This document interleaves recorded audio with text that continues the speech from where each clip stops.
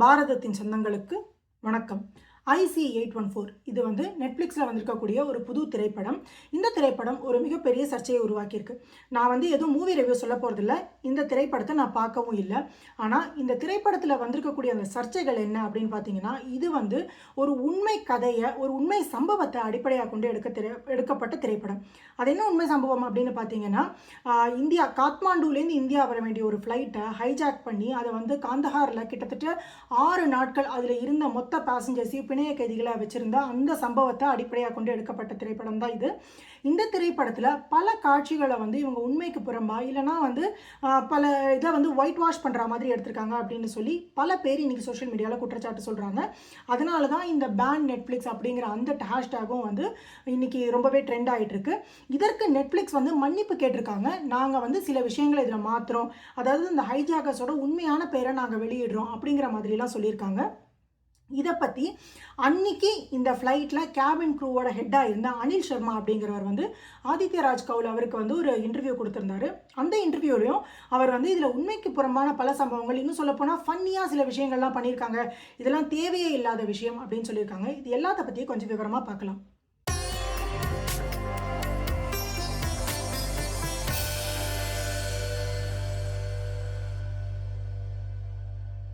இந்த விமானம் கடத்தல் இந்த சம்பவம் வந்து பல பேருக்கு ஏற்கனவே தெரிஞ்சிருக்கும். ஆனால் இதை பற்றி சுருக்கமாக சொல்லிடுறேன். 1999 வருடம் டிசம்பர் 24ஆம் தேதி காத்மாண்டு, நேபாளில் இருக்கக்கூடிய காத்மாண்டுலேருந்து இந்தியாவை நோக்கி வர ஒரு ஏர்பஸ் விமானம். இதில் வந்து 190 பேர் இருக்காங்க. 179 பேர் வந்து பேசஞ்சர்ஸு, 11 பேர் கேபின் க்ரூ. இதனுடைய இந்த கேப்டன் பேர் வந்து தேவ் சரண். இவங்க வந்து இங்கேருந்து இந்திய எல்லைக்குள்ளே வராங்க. இந்த விமானம் வந்து காத்மாண்டுலேருந்து சரியாக 4 மணி, அதாவது இந்திய நேரப்படி 4 மணிக்கு கிளம்புது. அவங்க இந்திய எல்லைக்குள்ளே 4:39 மணிக்கு வராங்க. 4:53க்கு இங்கே பேசஞ்சரில் இருந்த 5 பேர், அதில் வந்து 3 பேர் எக்கானமி சீட்டில் தான் இருந்திருக்காங்க. அதில் ஒருத்தர் என்ன பண்ணுறாரு, ஒரு ஆள் என்ன பண்ணுறான், ஒரு டெரரிஸ்ட் என்ன பண்ணுறான் அப்படின்னா, அவனுடைய மூக்கில் ஒரு மாஸ்க்கை கட்டிட்டு போயிட்டு இந்த அனில் சர்மா அப்படிங்கிற அந்த கேபின் க்ரூவோட ஹெட், அவர் பின்னாடி வந்து ஒரு துப்பாக்கியை வச்சுட்டு இந்த ஃப்ளைட்டை ஹைஜாக் பண்ணுறோம் அப்படின்னு சொல்கிறாங்க. உடனடியாக 4:56க்கு ஏர் டிராஃபிக் கண்ட்ரோல், அதாவது இந்த இந்த எல்லா அந்த ஃப்ளைட்ஸோட இந்த மூமெண்ட்டை கண்ட்ரோல் பண்ணுற அவங்களுக்கு, டெல்லியில் இருக்கிற அவங்களுக்கு வந்து இந்த செய்தி அறிவிக்கப்படுது. உடனே கிரைசிஸ் மேனேஜ்மெண்ட் குரூப் அப்படிங்கிற அந்த குரூப்பில் இருக்கிறவங்க என்ன பண்ணுறாங்க அப்படின்னா, உடனடியாக செயல்பட ஆரம்பிக்கிறாங்க.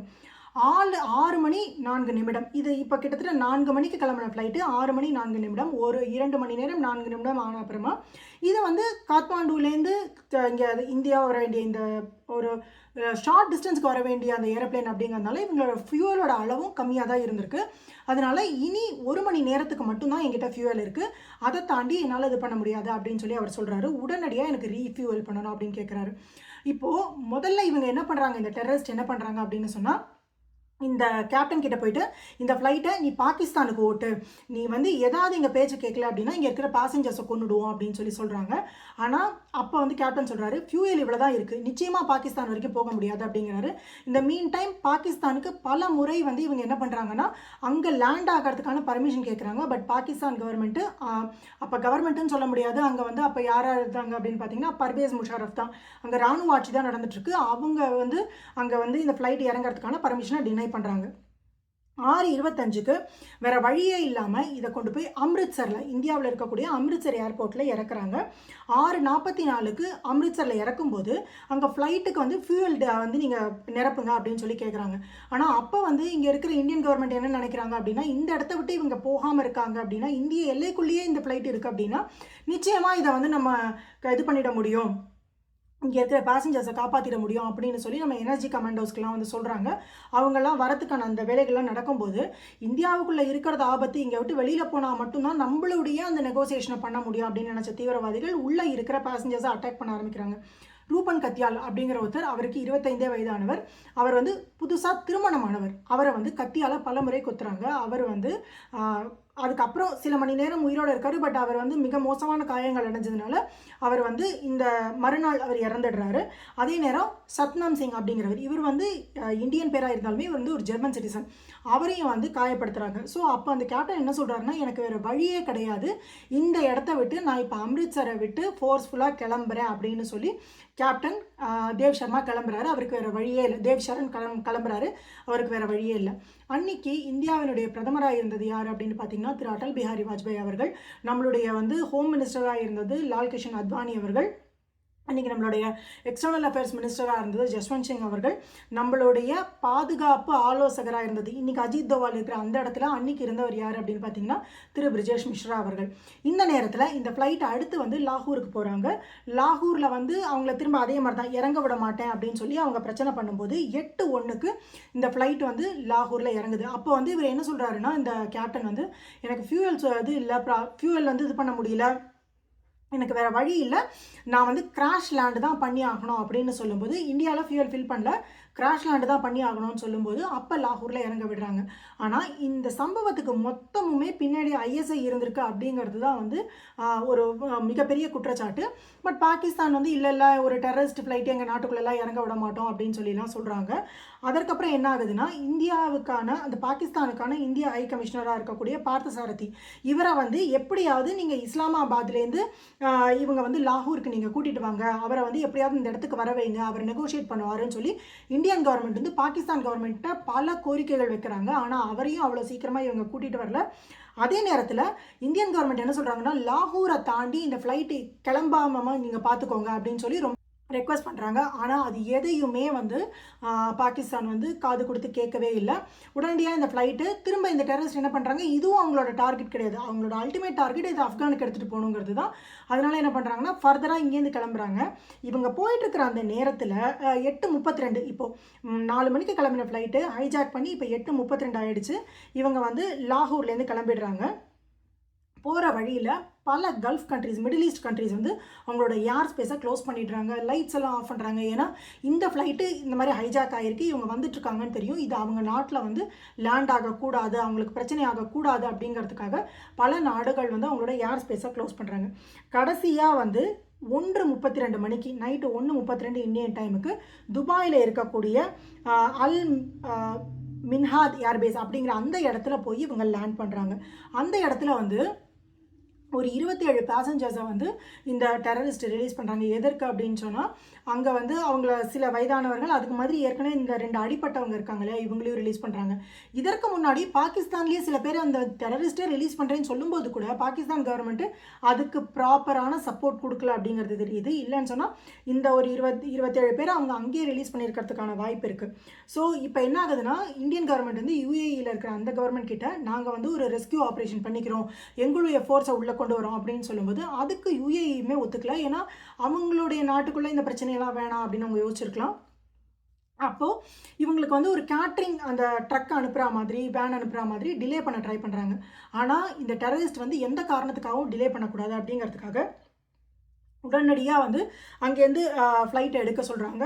அன்றைக்கி வந்து 25 டிசம்பர் ஆயிடுச்சு. இப்போ 24லேருந்து 25 ஆயாச்சு. காலையில் 6:20 இங்கேருந்து கிளப்பியே ஆகணும் யுஏஇலேருந்து அப்படின்னு சொல்லி ப்ரெஷர் பண்ணும்போது துபாயிலேருந்து கிளப்பி காந்தஹாரில் காலை 8:32, அதாவது 25 காலை 8:32க்கு இது காந்தஹாரை சென்றடையுது. காந்தஹார் அப்போ யாருடைய கண்ட்ரோலில் இருக்குது அப்படின்னு பார்த்தீங்கன்னா, தாலிபான்ஸோட கண்ட்ரோலில் இருக்குது. இந்திய கவர்மெண்ட் வந்து தாலிபான்ஸோட ஒரு உறவுலலாம் இல்லை. ஏன்னா அது வந்து ஒரு டெரரிஸ்ட் ஆர்கனைசேஷனுடைய அந்த கண்ட்ரோலில் இருக்கிறதுனால அவங்களுடைய பெரிய ஒரு நல்ல உறவுலையோ இல்லை அவங்களுக்கான அம்பாசிடர்ஸோ எதுவுமே இந்தியாவுக்கு இல்லை. அதற்கும் மேலே இந்த ஃப்ளைட்டை கொண்டு அங்கே நிறுத்தினோடனே எங்கே இந்தியன் ஆஃபீஸர்ஸ் வந்து பிரச்சனை பண்ணிட போகிறாங்க அப்படிங்கிறதுக்காகவே இந்த தாலிபான்ஸ் வந்து இந்த ஃப்ளைட்டை சுற்றி நிற்கிறாங்க. இது வந்து எல்லா கண்ட்ரீஸும் இணைஞ்சு, அதாவது இந்த டெரரிஸ்ட் ஆர்கனைசேஷன் HUMனு சொல்லக்கூடிய ஹிஸ்ரத் உல் முஜாஹிதீன் இவங்க வந்து தனிப்பட்ட ஒரு முறையில் இவங்க மட்டும் ஏதோ பண்ணிட்டாங்களா, இல்லை இவங்க மட்டும் இந்த ஃப்ளைட்டை கடத்திட்டாங்களா அப்படின்னா நிச்சயமாக இல்லை. இதற்கு பாகிஸ்தான், தாலிபான்ஸ் இவங்க எல்லாரோடைய சப்போர்ட்டுமே இருந்திருக்கு. ஸோ உடனடியாக இவங்க என்ன டிமாண்ட் வைக்கிறாங்க அப்படின்னு சொன்னால், 36 டெரரிஸ்ட்டை ரிலீஸ் பண்ண அப்படின்னு கேட்குறாங்க. $200 மில்லியன் எனக்கு கூட அப்படின்னு கேட்குறாங்க. அப்புறம் சஜத் அப்கானி அப்படிங்கிற ஒரு டெரரிஸ்ட்டு, இவனை வந்து இந்தியன் ஆர்மி வந்து ஏற்கனவே கொண்டுடுறாங்க, ஆனால் அவனுடைய உடல் வேணும் அப்படின்னு கேட்குறாங்க. இந்த 3 டிமாண்டும் இது பண்ணால் மட்டும்தான் நாங்கள் இங்கே இருக்கிற பேசஞ்சர்ஸை விடுவோம் அப்படின்னு சொல்கிறாங்க. கடைசியாக நம்ம எல்லாருமே பார்த்துருப்போம். ஏன்னா அந்த காலகட்டங்களில் தூர்தர்ஷனை மட்டுமே நியூஸ் அனுப்பின காலங்கள், ஒரு கரெக்டான நியூஸ் மட்டுமே மக்களை சென்றடைஞ்ச காலம். சோபனா ரவியாக இருக்கட்டும், நிஜந்தனா இருக்கட்டும், இவங்க மட்டுமே நியூஸ் சொல்லிட்டு இருந்த அந்த காலம். ஸோ அதில் வந்து நம்மளுடைய பாதுகாப்புத்துறை அமைச்சராக இருந்த திரு ஜஸ்வந்த் சிங் அவர்கள் வந்து ஒரு ஸ்பெஷல் ஃப்ளைட் எடுத்துகிட்டு 3 முக்கியமான கொடூரமான தீவிரவாதிகளை ரிலீஸ் பண்ணி அவங்கள வந்து ஸ்பெஷல் ஃப்ளைட் மூலயமா அவங்கள கொண்டு கொடுத்துட்டு அதுக்கப்புறம் நம்மளுடைய பேசஞ்சர்ஸை மீட்டுட்டு வந்தாங்க. அன்றைக்கி நம்ம நம்ம கவர்மெண்ட்டுக்கு வேறு வழியே இல்லை. ஏன்னா அங்கே வந்து கிட்டத்தட்ட 190 பேர் மாட்டியிருக்காங்க. அதில் 2 பேரை வந்து ஏற்கனவே மிக மோசமாக காயப்படுத்திட்டாங்க. அதில் ஒருத்தர் இறந்தும் போயிட்டாரு. இப்போ மிச்சம் இருக்கிறவங்க உயிரோட நம்ம வந்து விளையாட முடியாது. அது நம்ம நாட்டிலையும் இல்லை, ஆப்கானிஸ்தானில் மாட்டியிருக்கு. ஒரு ஒரு ஒரு நாடும் கிடையாது. அவங்க எப்படி சொல்கிறது, ஒரு தாலிபான்கிறது வந்து ஒரு டெரரிஸ்டோட ஆட்சி நடந்துட்டு இருக்கிற இடத்துல நம்ம கவர்மெண்ட்டுக்கு வேறு வழியே இல்லை. அன்னைக்கு ஜம்மு காஷ்மீரோட சீஃப் மினிஸ்டராக இருந்த ஃபரூக் அப்துல்லா வந்து இந்த 3 பேரை ரிலீஸ் பண்ணுறதுக்கு மாட்டேன் அப்படின்னு சொன்னாராம். இந்த 3 பேரை ரிலீஸ் பண்ணதுனால அதுக்கப்புறம் இந்தியாவுக்கு எவ்வளோ பெரிய பிரச்சனை வந்தது. அதில் ஒருத்தன் தான் அந்த மசூத் அசார். அவன் தான் அந்த டெரரிஸ்ட் தான் வந்து ஜெய்ஷே முகமது அப்படிங்கிற அந்த அமைப்பை பின்னாடி உருவாக்குறான்.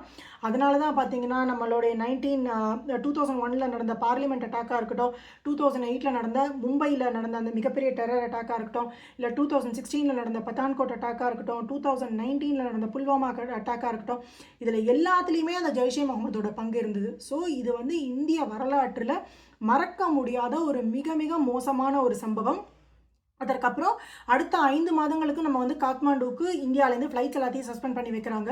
அவங்களுடைய செக்யூரிட்டி ப்ராசஸ்லாம் ரொம்பவே ஸ்ட்ரிஞ்சண்ட்டாக இருக்கணும். இப்படி வந்து கையில் ஆயுதங்களோடு அவங்க வந்து ஃப்ளைட்டில் ஏறினது எப்படி நம்ம கவனிக்காமல் விட்டோம் அப்படிங்கிறத வந்து ரொம்ப ஸ்ட்ரிஞ்சண்ட் ஆக்குறாங்க. அதே மாதிரி தான் அமெரிக்காவில் இந்த 9/11 அட்டாக் நடக்கிற வரைக்கும் ஏர்போர்ட்ஸில் இவ்வளோ பெரிய ஸ்க்ரூட்டினி இருந்ததா அப்படின்னு தெரியல. ஆனால் இன்றைக்கி ஏர்போர்ட்டில் ஷூலேருந்து பெல்ட் உட்பட எல்லாமே அவங்க செக் பண்ணுற அந்த நிலைமைக்கு வந்திருக்காங்க. ஸோ அதுக்கப்புறம் இந்தியாவுக்கு இது ஒரு மிகப்பெரிய பாடமாக இருந்தது. ஸோ இந்த சம்பவத்தை ஒட்டி ஒரு படம் எடுத்திருக்காங்க. இதில் இந்த அனில் சர்மா அப்படிங்கிற அன்னைக்கு அந்த கேபின் க்ரூவோட ஹெட்டாக இருந்தவர், இவர் சொல்லக்கூடிய பிரச்சனைகள் என்ன, இல்லை பொதுவாக மக்கள் எல்லாரும் சொல்லக்கூடிய பிரச்சனைகள் என்ன, ஏன் வந்து மக்களுக்கு இந்த படம் வந்து ஒரு அதிருப்தியை உருவாக்கியிருக்கு அப்படின்னு பார்த்தீங்கன்னா, இந்த டெரரிஸ்ட் எல்லாம் இவங்களுடைய 5 பேருமே யார் அப்படின்னு பார்த்தீங்கன்னா, இவங்க 5 பேருமே பாகிஸ்தானை சேர்ந்தவங்க, பாகிஸ்தான் சிட்டிசன்ஸ். பாகிஸ்தான் வந்து எங்களுக்கு இதில் சம்மந்தமே இல்லை, இந்த ஃப்ளைட்டை நாங்கள் வந்து எங்கள் நாட்டில் லேண்ட் பண்ண விட மாட்டோம் அப்படின்னு எல்லாம் நடித்தாலும் முழுக்க முழுக்க இது ISI சப்போர்ட்டட் தான். ஸோ இந்த திரைப்படத்தில் இந்த 5 பேருக்கும் அவங்க வந்து ஒரு நிக்நேம் வச்சு அவங்களை கூப்பிட்டு இருந்திருக்காங்க. அதில் ஒருத்தர் வந்து டாக்டர்னு, ஒருத்தருக்கு வந்து பப்ளுங்கிற மாதிரி ஏதோ ஒரு பேர், ஒருத்தருக்கு வந்து சங்கர்னு பேர். ஸோ அந்த பேரை தான் இவங்க படம் முழுக்க உபயோகப்படுத்தியிருக்காங்களே தவிர்த்து அவங்களுடைய உண்மையான பேர் யாரு, இந்த ஆக்டிவிட்டியை யாரு உண்மையா செஞ்சா அப்படிங்கறத எந்த இடத்துலையுமே ரிவீல் பண்ணல. ஒன்று. இரண்டாவது, அனில் சர்மா அவர்கள் முக்கியமாக சொல்லியிருக்கிற விஷயம் என்ன அப்படின்னா, இந்த நெகோசியேஷன்ஸ் நடக்கும்போது இன்னைக்கு இந்தியாவின் பாதுகாப்பு ஆலோசகராக இருக்கக்கூடிய அஜித் தோவல் அவர்கள் அன்னைக்கு வந்து இந்த நெகோசியேஷன் டீம்ல ஒரு முக்கியமான பங்கு வகிச்சிருக்காரு. ஸோ அந்த இடத்துல இந்த காந்தஹார் போய் நெகோசியேஷனுக்கு போன டீம்ல அஜித் தோவால் அவர்களுடைய அந்த டெபிக்ஷன் அதை எப்படி பண்ணியிருக்காங்க அப்படின்னா, அஜித் தோவால் வந்து எப்பவுமே நம்ம பார்த்துருப்போம் ஒரு ரொம்ப சீரியஸான மேன். அவருடைய வேலை அப்படின்னா அவர் அவ்வளோ சீரியஸான பர்சன். அவர் பேசியே பார்க்க முடியாது, அவர் சிரித்து பார்க்கறதுங்கிறது ரொம்ப ரேர். ஆனால் இந்த படத்தில் அந்த கேரக்டருக்கு ஈக்குவலாக போட்டிருக்கக்கூடியவங்களை வந்து ஃபன்னியாக காமிச்சிருக்காங்க. அவர் ஏதோ ஜோக்ஸ் எல்லாம் இது பண்ணுற மாதிரி அப்படிங்கிற மாதிரி சொல்லியிருக்காங்க. இந்த இடத்துல ஏன் திரைப்படமாக பார்க்கணும், இதில் வந்து கற்பனைகள் இருக்கும் அப்படின்னு பார்த்தீங்கன்னா, ஜஸ்வந்த் சிங் கேரக்டர் அப்படியே இருக்குது, நம்மளுடைய அன்றைக்கி பிரதமராக இருந்த வாஜ்பாய் அவர்களுடைய கேரக்டர் அப்படியே இருக்குது. அப்போ இவரோட கேரக்டரும் அதே மாதிரி தான் வந்திருக்கணும். அடுத்த விஷயம் பார்த்தீங்கன்னா, அங்கே இருக்கிற டெரரிஸ்ட்டை வந்து அவங்களுக்கு ஒரு நல்ல அவங்களுக்குள்ளேயும் ஒரு நல்லவங்க இருக்காங்க அப்படின்னு காமிக்க முயற்சி பண்ணியிருக்காங்க. This is very very dangerous. Terrorist is a terrorist. அவங்களுக்கு வந்து எந்த விதமான மனிதாபிமானமோ இல்லை அவங்களுக்குள்ள ஒரு சைல்டிஷ் சைடோ அவங்களுக்கு குடும்பமோ இந்த மாதிரியான எண்ணம் இருக்கிறவன் டெரரிஸ்ட்டாக ஆக மாட்டான். ஸோ இதை ஒயிட் வாஷ் பண்ணுறது அப்படிங்கிறத எந்த விதத்துலையும் ஏற்றுக்க முடியாது. அந்த டெரரிஸ்ட் வந்து சொல்கிறாராம் ஒரு டைலாக்ல வந்து, நானும் எனக்கும் வீடு இருக்குது அப்படிங்கிற மாதிரி அங்கே இருக்கிற ஒரு ஏர் ஹோஸ்டஸ்க்கு அவர் ஹெல்ப் பண்ண முயற்சி பண்ணுறாராம். இந்த டெரரிஸ்ட் பண்ணதெல்லாம் என்ன அப்படின்னு பார்த்தீங்கன்னா, கண்ணுக்கு நேரம் ஒருத்தரை குத்தி கொண்டு இருக்காரு. அந்த ரூபன் கத்தியாளுங்கிறவருக்கு அன்னைக்கு 25 வயது தான். 25 வருடத்துக்கு முன்னாடி நடந்த சம்பவம் இது. அன்னைக்கு அவர் வந்து புதுசாக கல்யாணம் ஆன ஒருத்தர், அவர் தன்னுடைய ஹனிமூனுக்காக அவர் வந்து நேபாள் போயிட்டு வந்தவர். அவருடைய மனைவியோடு தான் ட்ராவல் பண்ணிட்டு இருக்காரு. அவங்க கண்ணு முன்னாடி அவரை கத்தியால் குத்தி கொண்டு இருக்காங்க. அந்த டெரரிஸ்ட்டுக்கு மனிதாபிமானம் இருக்குது, அவர் ஹெல்ப் பண்ண முயற்சி பண்ணார். இப்படிப்பட்ட காட்சிகள் காமிக்கிறது அப்படிங்கிறது வந்து கம்ப்ளீட்டாக இந்த டெரரிஸ்ட்டை வந்து ஒயிட் வாஷ் பண்ணுறதுக்கோ இல்லை அவங்கள நார்மலைஸ் பண்ணுறதுக்கான முயற்சி. இதை நிச்சயமாக பண்ணியிருக்க முடியாது. இது படமாகவே இருந்தாலும் பண்ண முடியாது. நீங்கள் ஏதோ ஒரு கற்பனையாக படம் எடுக்கிறீங்க, ஒரு கையால் வந்து ட்ரெயினை ஒரு ஹீரோ நிறுத்துறாரு, அப்புறம் வந்து ஒரு ஃபைட்டர் ஜெட்டியை வந்து வைக்க போருக்குள்ளே மறைச்சி வச்சுருந்த அந்த ஹீரோ வந்து திடீர்னு எந்த விதமான ப்ரிகாஷன்ஸும் இல்லாமல் அவருடைய ஃபைட்டர் ஜெட்டை எடுத்துகிட்டு காரை ஓட்டுற மாதிரி ஓட்டுறாரு. இதெல்லாம் சொல்லுங்கள், இதெல்லாம் கற்பனை படம். இதை எல்லாரும் நம்ம தயாராக தான் இருக்காங்க.